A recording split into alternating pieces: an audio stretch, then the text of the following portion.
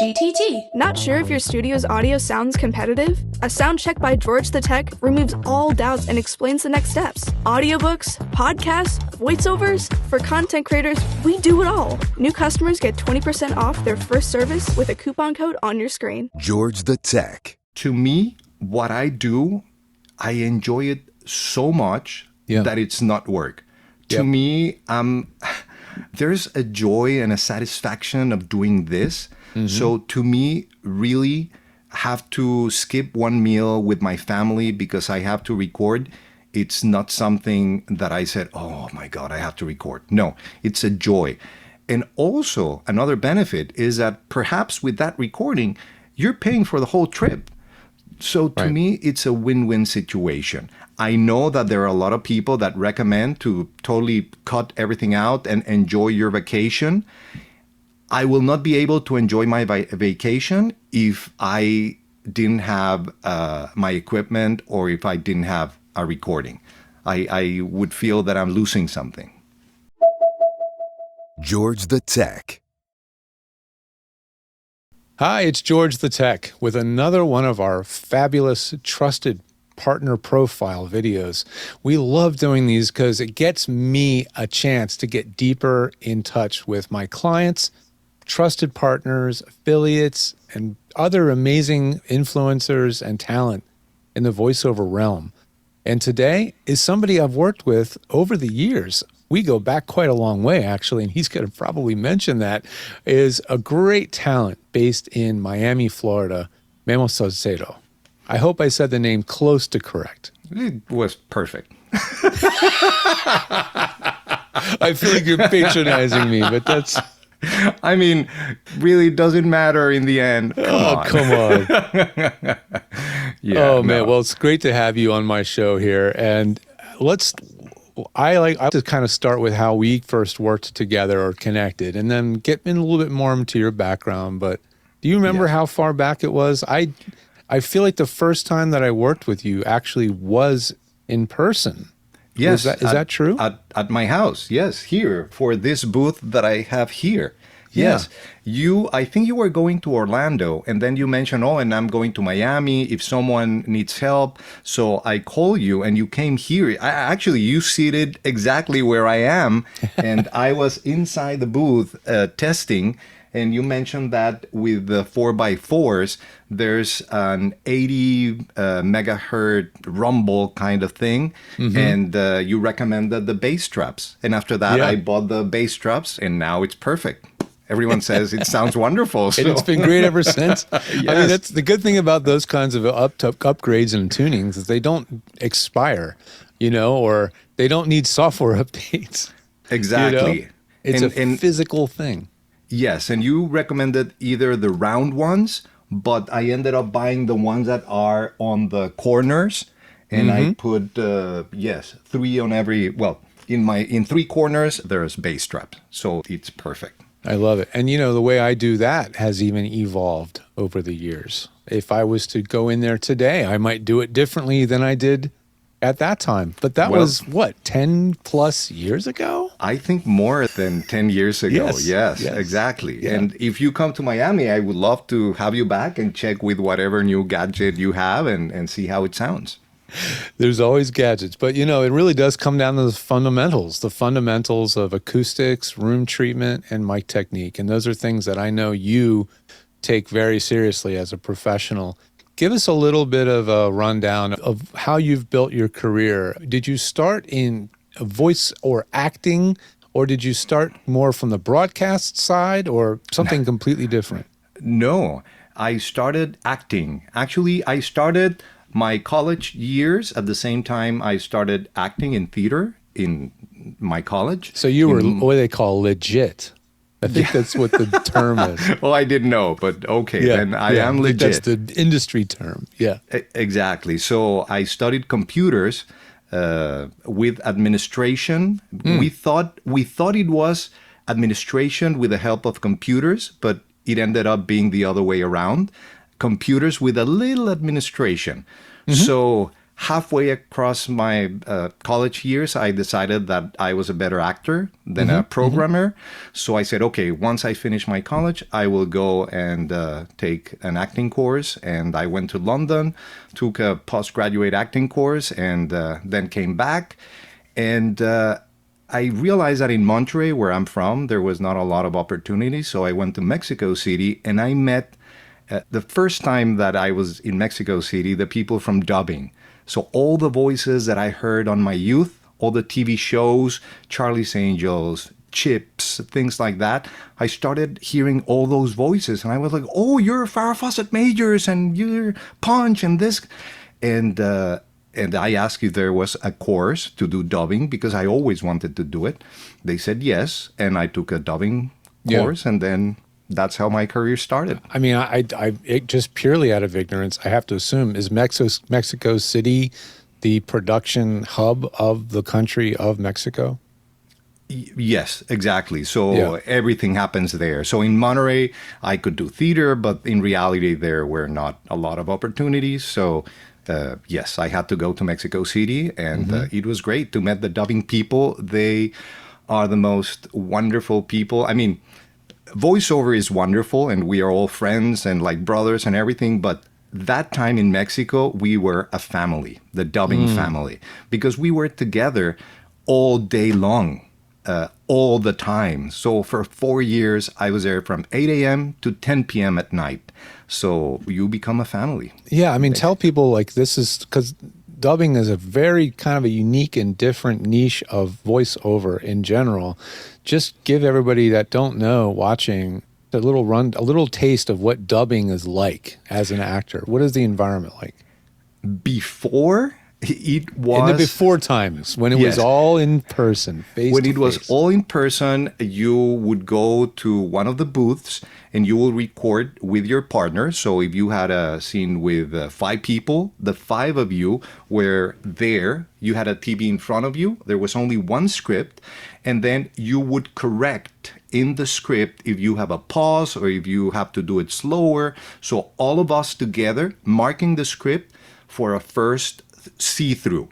So you mark your script on that first time that we see that chunk of video, and then you record. After the rehearsal, you record. So you need to catch in that first look exactly who your character is, what he's feeling, the pauses that the character does, and basically you have to digest the way he's acting and his internal struggle in one look, and then just record it. It's very fast. Wow. Super fast. So if you're an actor, you had an advantage. But then you also needed to have a rhythm, a type of rhythm. There were wonderful actors that never could do dubbing because it's very easy. You start when they open the mouth, and then you finish when they close the mouth. That's an oversimplification, but it was not exactly like that. Yeah. We of course, we in America like to make fun of Japanese movies like Godzilla, where the lip flap and the dub was so out of sync, notoriously, you know? Yes. And so that's always something we think of.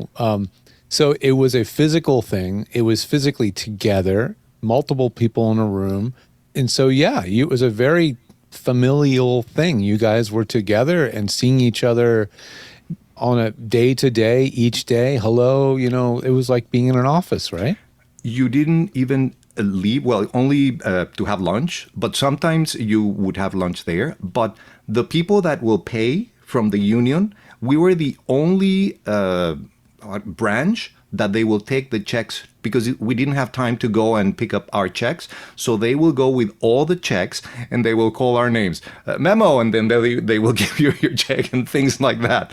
And also we had people that used to sell things. So clothes, they will come and on the green room, they will spare all the clothes over there, put them there, and then you will buy clothes like that. And it was something very unique. Wow, that's really interesting. And, I'm not trying to be too date specific, but what era was this happening primarily for you? 80s, 90s? Yes, 89. It started in 89, yes. So digital was in its infancy at that time. Yeah, so we recorded to 3/4. The machines Yes. were 3/4. Yes. Analog video decks. Exactly. Only 2 channels. And then a little time after that, we started using computers. After commercials, started using Pro Tools as well. Yes. In the dubbing world. And now it's so different. Now most of the work is online, and most of the work you do it by yourself. You're never with someone else. So now it's not a family anymore. Yeah, no, it's true. And I know other communities have created their own new daily meetups online because when COVID started, which is apparently the 5-year anniversary as we're taping this right now of that announcement. Yes, indeed. I know a show that started because of the fact that these folks were no longer out on sets. They were no longer on locations. They were no longer physically working with each other and communicating and sharing ideas. So they're like, we need a stand-in, and they started online meetups as a result, So that's such an important thing. It is super important, and there was a time when there was so much work, and I had my kids, they were small, that I didn't want to go to any conference, or I didn't want to interact with my peers because there was no time, mainly, but also because I didn't see any benefit. Or was I wrong? Is that right? Interesting. Oh, yeah. And now I'm trying to catch up. So every time they invite me to a conference or to do an interview or to get together, I always say yes, because it is so important. We are not an island. We are a community, and we need to be in touch. It's so important. It's different when you're a father and you have young kids, and you do have a regular job. You really want to stay focused on what's important. And those things change as their kids move out and it's an empty nest. We have such a much more isolated work. The way we work is so isolated. Yes. And so those priorities change, and you're changing with those times, and it totally makes a lot of sense. Thank you for saying that. I feel better. Makes you feel better. No, and now that you mention it, we used to go to studios. So even though I didn't interact with all these people, I would see them at studios. So it was still a way of going out and getting to meet people or go to an agency when they started having studios inside the agencies. So there was some communication and interaction. And now it's very difficult. So now you have to force yourself to do it because it's very important. It really is. So what do you find are nowadays, in terms of your voice acting career, the things that you are still primarily working on? Is it still primarily dubbing for you? No, or is that changing? No. I mean, when I started doing dubbing, I realized that many of the actors were also doing commercials. So I started doing commercials. Commercials, it's my bread and butter since I started doing them in Mexico, and that still is my bread and butter. Now, dubbing, once in a while, they will call me to do a dubbing, but no. Commercials is basically it. And now, contrary to what I believed, now I'm enjoying audiobooks. It was something that I said, no, I'm not going to do it until I'm very old and I have more time and I am more patient, because now there's no way I'm going to do audiobooks. And then there was an opportunity and I did it and I enjoyed it so much. Wow. It helps you get in touch with your acting chops, because you have to, well, I go a little beyond what you should do in an audiobook. Well, you have that theater legit acting background. I mean, so you want to take it to another level. Exactly. So that's what I do. I'm enjoying doing the audiobooks, but I'm also now helping my peers. I'm the president of OVU, which is an organization for Latin American talent, and I'm the treasurer of WOVO, World Voices. So I'm helping as many people as I can now. You really are. Sometimes people call me and, did you download Source Connect 4? Can I connect with you now? Yes, of course. Let's go and test it and just help, because we were helped when we started and now it's our turn to help our peers. I love that. And it's great that you're involved on that level and that you're able to make the time to do that as well. I mean, these are all, they may not be huge time commitments, but they are still different things that you have to make time for in your week and your day and travel, whatever is related to those things to do that stuff. Exactly. So you tend to travel. I hear that you like to travel or travel relatively often. A lot. So you really do enjoy traveling. Oh, this goes hand in hand with us as a family. So at that time, when I was working a lot, I didn't want to travel because the possibility of recording remote was not there. And if you travel, there might be a possibility that you will lose an account. And it happened to me. I lost some accounts because of traveling or because I took some time off. Mm-hmm. So when the possibility came to record remotely, I took it. And also, it was very helpful for my family because sometimes my wife will go with the kids and I would say, no, I cannot go because I have this very important recording, things like that. And then one day I was like, no. I mean, family is more important than work. So that's when I said, well, no matter what I need to do, I will make it happen and I'll be able to travel. And now, every time I travel, I record. So I always bring my equipment. I have a lot of funny things that have happened during the years. We'll get into that a little bit later. Yeah. But let's say that now I travel 2 times per month. I try to travel once to Monterey, where my mom lives, and then we always have trips to different parts of the world. We are in a very nice bracket with American Airlines, and that's nice. Oh, that's good. You're getting good. You're being taken care of. I like to say that. Yes.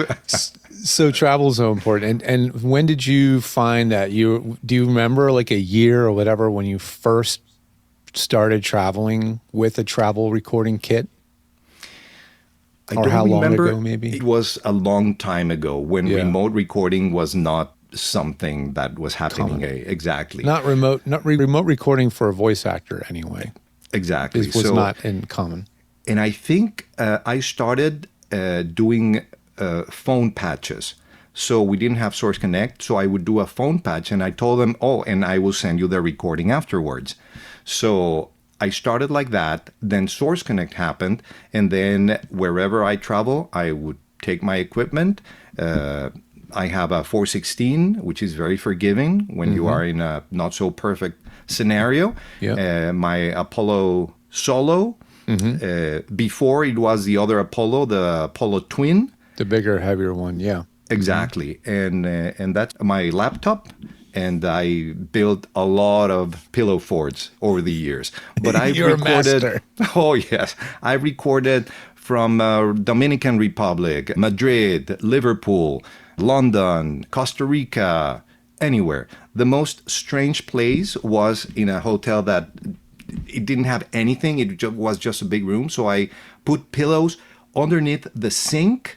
So that's where I recorded. I was on my tummy like that, yes, with my head inside that little pillow fort under the sink, yes. But it happened. Oh my gosh, that's so funny. I mean, some rooms are Spartan. I mean, nothing, like almost, and then like tile floors, especially in South America, like tile everywhere. Yes. And it's just so challenging. Yes. Oh man. Well, I love that you're such a pioneer and just you've decided that to have the lifestyle that you and your family enjoys, for you, recording remotely or traveling and recording is a necessity. You know, I see all the time people like, if you don't have to bring your gear, take a real vacation. And I can tell you that is true. That is true. I mean, do you occasionally go on what you would call a pure vacation? No, and let me tell you why. To me, what I do, I enjoy it so much that it's not work. There's a joy and a satisfaction of doing this. Mm-hmm. So to me, really have to skip one meal with my family because I have to record. It's not something that I said, oh my God, I have to record. No, it's a joy. And also another benefit is that perhaps with that recording, you're paying for the whole trip. So to me, it's a win-win situation. I know that there are a lot of people that recommend to totally cut everything out and enjoy your vacation. I will not be able to enjoy my vacation if I didn't have my equipment or if I didn't have a recording. I would feel that I'm losing something. You can't make a blanket statement and say that you should vacation this way, because I agree that if I was to go on vacation and be completely detached from everything that I do, there are certain things I would like to detach from, don't get me wrong, but if I was completely detached from everything, that I would miss it. I would miss those things. And I would come home to so much work to catch up on as a result of not being online. That creates another layer of anxiety, because it's like, oh no, I have to prepare to leave. I have to get work done in advance. So that's stressful. Then come back to a pile of work that I missed when I was. So I would have my own reasons to want to be available, but I totally understand that.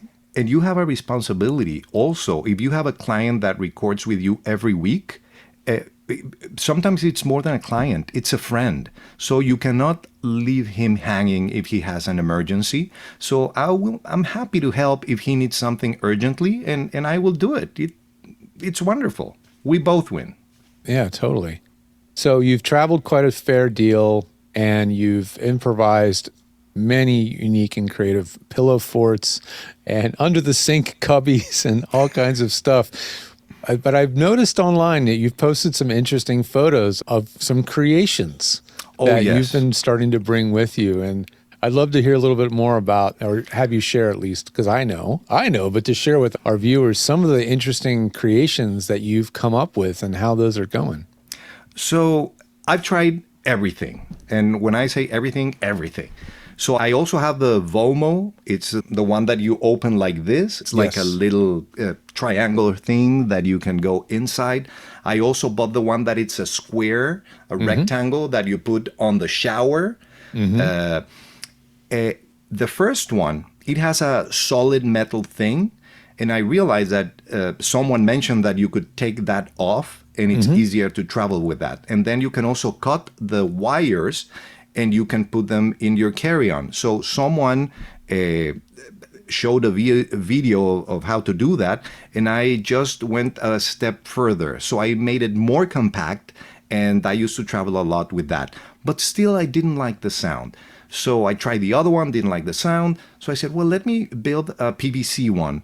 And I've built, I can tell you, maybe 15 versions of a PVC, 1 inch, half an inch, 3/4 inch, everything from square ones to triangular ones to rectangular ones. Yeah. And the idea was to have something very compact that you can just build quickly, less than 5 minutes, and just put the comforter of your hotel room bed on top of it. So I started trying different things, Tinkering. And I came up with a rectangular one that I liked the best. But then there was an opportunity to collaborate with someone very important in the business that I don't know if I can mention now. I mean, you know better than me. That's a good question. I have to get the official word from the man on high as Exactly. to I what don't I'm know allowed if to we be can- announcing today. But let's talk about it anyway, and then I can, if Okay. there's some reason we cannot divulge whatever we're going to divulge, then we can fix that in post. Don't worry about it. Very good. So someone who is very known in the industry that also builds booths called me and said, well, would you like to collaborate in a new prototype, something new? So I said yes. Do you know why he reached out to you? Maybe Because I he told saw- him to. Oh! Well, thank you. I follow you on social media. I saw your great video post of your kits that you were building for yourself and demonstrating. And I thought, oh my gosh, there's a collaboration that should be happening, because, you know, all of you guys know I'm directly involved with TriBooth with Rick Wasserman, right? And I thought, man, from day one, when we invented TriBooth, I thought, I love this design, it's great, but there still needs to be something ultra light and ultra portable that is just going to fit in a carry-on bag for someone that just wants to be a road warrior, not have something so heavy. And that was something we decided not to pursue at the time. So we would just focus on the one product, making that one product the best it can possibly be. And it is. And I'm glad that we did that. And every little detail he is obsessed over, right? To make it the best thing. It's the Rolls Royce of portal boots. I mean, I always say it. You can check all the interviews I've done. That is a Rolls Royce, the best of the portal booths. Yes. Thank you. Yeah. No question about it. It really is. And it's because of Rick. His attention to detail and wanting to get it right and getting a great sounding product is the reason it is what it is, right? So now we're in like the 6 years range of doing this, and the product still sells. But when I see something like what you're working on, I could not help but say, we need to talk to Memo, because I don't know if he wants to get into the business of manufacturing and running a website and fulfilling orders and taking customer support and all this stuff. I wonder if there's a collaboration to be had. Oh, yes. And thank you for that recommendation. It developed into something wonderful and something really nice. And hopefully soon you will hear what all that is about, in case we cannot say what it is. Entonces, así es como puedes grabar. Cabe en esa maleta e incluso te queda un poco de espacio para tu micrófono y para algo de ropa. Tiene estos bungee cords. Entonces, lo único que haces es separarlo. Y es tan fácil, o sea, de armar, porque ya se hace exactamente, o sea, ya como que se arma sola. Entonces, esta parte de arriba también es de la misma manera. Se la quitas, lo guardas y para armarla es lo mismo. Es súper sencillo porque se va armando casi sola. Esta, como pueden ver, porque hay escritorios de diferente tamaño, entonces esta se mueve para que puedas adaptarte al escritorio.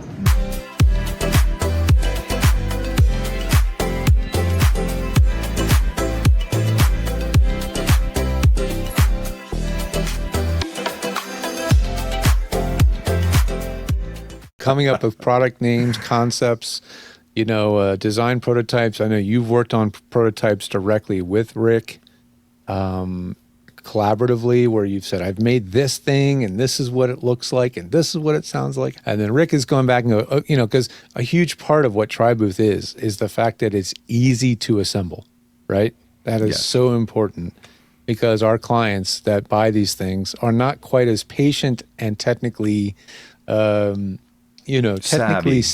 That's the word, as maybe you are. Because you have a background in computers and other things, just you're not nearly as intimidated to do this stuff. That's the thing. I'm not as savvy, but I'm not intimidated. That might be the better word. Yes. So that was a big part of this collaboration, is taking the concept that you had developed and tested, now making it something unintimidating, easy to assemble. Yes. And that's something that's coming together. And for me, the most important thing was to have something that will go on a carry-on.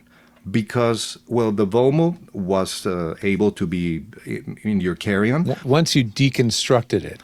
Exactly. When it was I have one too, by the way. I know what they're like. And that giant metal 2x2 base was just not possible. You could That has to go, yes. It had to go, right? Mm-hmm. So when I traveled to Europe, we were going to travel like for 3 weeks to Europe.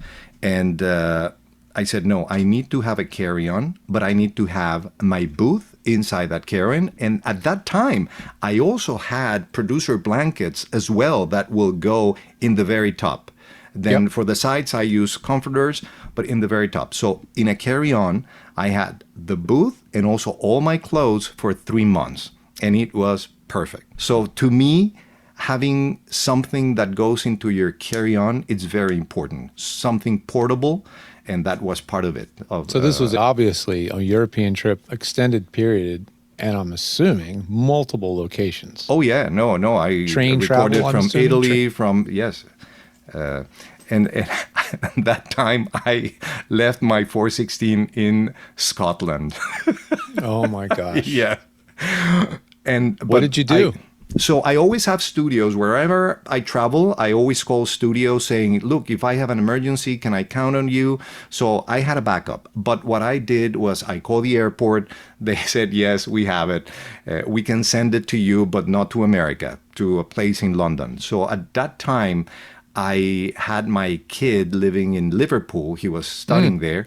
So they sent it to him, and then he sent it to London to Colin, which is a member of OVU. Yeah. And we were going to have a WovoCon in Orlando. So I called him and I said, look, can I send you a microphone? Of course, he was very hesitant because a Mexican guy has called you, I'm going to send you a package. And can you bring it to Miami? Yeah. So I sent him all. I was on the parent association of our kids' school. I was on the vestry of our church. I sent all the possible links so that he could see that I was legit. He didn't really know you at that time yet. No, he didn't know me. And then he came and he gave me my 416. Oh, that's so great. Oh, yes. What a story. That is so funny. I'm glad you got it back. Those yes. microphones can disappear. They're not very big. They're easy to steal, and they're worth a lot of money. So I know. I'm really glad that it came back to you. Yeah. And I had a backup in my booth, so I always have backups just in case. Yes. Yeah. And so you should. This is going to be a popular thing, I think. I hope so, and I would buy it. Maybe we can get you a good deal on one. Okay. But the reality when I say is, we, let's be clear. TriBooth is Rick Wasserman. I'm a collaborator, but really, truly is him. Yes, no, he's the heart of our collaboration as well. Yes, I'm a collaborator. I always mention that because because I see people online saying, "Isn't that the booth George invented, or isn't that George's booth?" And I'll always be like, "This is TriBooth. Check it out." It's a Rick Wasserman created it. At the time, he was on like a membership with me. Okay. And by the way, I still do offer these memberships on our website. You can check it out yourself, by the way, which is my moment to plug something for George the Tech, because I get yelled at by my friends because I never promote anything on the show. But if you want to be a member as well, you can do that right on the website. Check out our membership plans, and you can get plans for as little as $50 a month that covers all sorts of learning, meetups that we do online, and discounts on other services. So if you want to be a member as well, like Rick was, you can do that. So Rick was actually a member where I was going to his home in person on a regular basis. And he lived all around the LA area. And the time that I've worked with Rick, which is almost 20 years, I think he was in at least 4 or 5 locations. So I would go to his house on a regular basis. Well, he has now moved his family and his whole world and operation up to Oregon, where we can't do that anymore. So he and I are working separately. But at that time, I was working with him on a regular basis. And that was when this idea started to hatch. And he'd say, oh, I've tried this and I tried that and I bought this and this thing stinks and here's why. And there became, after a year or two of that, became TriBooth. So your journey in your product creation was so similar. I was like, this is a match, hopefully, a match made in heaven. So I'm excited to see what comes of it. Yeah, no, it's great. It has been great working with him, and yes, he's a heart. I think he shares the sensibility with you of just caring about detail. Yes. And making it the best that it could be. Absolutely. Yeah. So now that you plug yourself in, I also hired you or your company because you were not available, but his name is escaping my mind. Umberto, exactly. Umberto. Yes. I had an emergency. Umberto. Yes. And I sent a request, and Umberto was the one that helped me out. Umberto he's great. He's a great person. Yes. Very knowledgeable. And he's based out of Portugal. He's great because, of course, he's multilingual, Spanish, English, and, of course, Portuguese. And so knowledgeable. He knows the Apollo equipment very well. And so he's been an awesome member of our team to support folks when I can't. And that is a big part of it is like we want to grow our offerings and our resources. I want it to be beyond my name. That's the important thing. Our branding is performer-friendly techs. Yes, and in different languages. Yes. And in different languages. Our goal for sure is to start providing our support in more languages, to more cultures. There's so much that can be done, and I'm really excited to see what we can pull off. Really, the only bottleneck to all of that stuff is me. It's not an intention or a lack of desire or any of those things. It is just for someone like myself who constantly comes up with ideas and is always being pulled in so many directions through social media and otherwise, following a long journey, an arc, on a production, a product, a design, whatever it is, over months is incredibly difficult. Like I started writing a book last year. I have no idea when that's going to be done. But when you have someone as important as you, or when you have a voiceover and you realize that part of your success, it's exactly you. So if you start to build it up, not in an organic way, it will not be the same. Mm-hmm. So I would love to have an assistant and different people doing different things, but sometimes you cannot because it will lose the magic that you have. And in your case, I think you are a very important part of the process. You have helpers now, but I don't know if you become very big, will we still have that same personal touch that you have with all of us? I don't know. Yeah, I don't know what that even looks like to be very big, but I do know that I want to continue to be doing what it is that I love to do, which is solving people's technical problems, designing solutions for their issues, and getting them help that they need when they need it. These are the things that are so important to me. Having to be a CEO is a huge distraction. Yes. I agree. This is such a pain in the ass. I know. And lucky for me, we have a wonderful client and partner as well who has stepped up to be a mentor for me now that we are working with. And it is huge. Huge. Having somebody looking at us and looking at how I operate and looking where we spend our money and all these things. And just, he's giving me a massive CEO makeover, entrepreneur makeover, right? Very good. Hopefully you guys all see the benefit of that. And I just do not want to drop the ball on what's really important. That is supporting the actors, supporting you guys. That's really, really important. I don't want to get too distracted from that while I have so many distractions. I just have so many ideas. So, well, thank you. Thank you for all that you do for the VO community. Oh my gosh, of course. And thank you for trusting me so many years ago to come into Miami, come into your home and sit down and work in your space. And that means the world to me. And I'm grateful for that. Well, I'm waiting for you. When you come to Miami, just let me know. I'm obviously overdue. Yes. Absolutely. Well, oh my gosh, there's so much more we could talk about, but I don't want to be, I don't want this to stretch into too long of a format. And I also want to be respectful of your time as well. But I want to say thank you. It's so great to get to work with you on some other dimension. And also that you're involved in the WOVO operations and the community is also such a cool thing because I've been involved in WOVO from pretty much the beginning to varying degrees. So it's important to me as well. Tell everybody, we got to do now the plugs. How do they be in touch with you? If you have any channels that you'd like them to stay in touch with you? All of them, it's Memo Sauceda.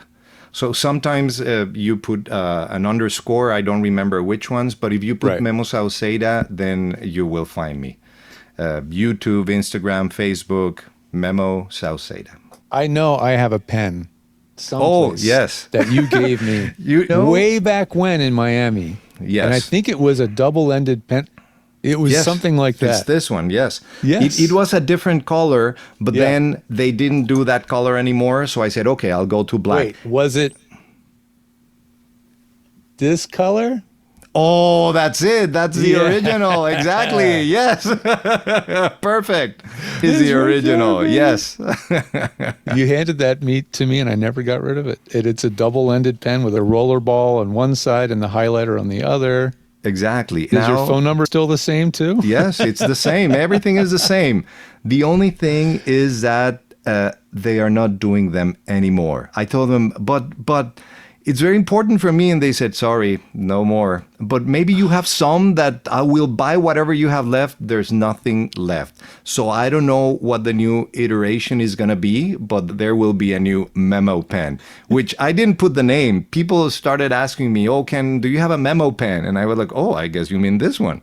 Is Memo your full first name, or is it a shortened name? It is shortened for Guillermo. So it's like okay. William. William is Guillermo. Memo is like saying Bill, for example. Yes. Got it. Guillermo. Yeah. So does your wife still call you Guillermo? No, she called me Flaco. Oh, Flaco. Or Guille. Or Memo. Yeah. Oh, that's great, man. I had so much fun. Thank you for being with me today. It was a pleasure. Geez, you guys follow what Memo's up to and stay tuned, because this man is a great thought leader in our industry, such a trusted voice, and it's a pleasure to be hanging out with you today. Thanks so much. Thank you for those kind words, George, and it was a pleasure. It's always a pleasure talking to you, and again, thank you for all the things that you do for our community. We'll see you out there on the lecture circuit, from View Atlanta to Vovocon. We'll see you out there. Exactly. I'll see you very soon. George the Tech.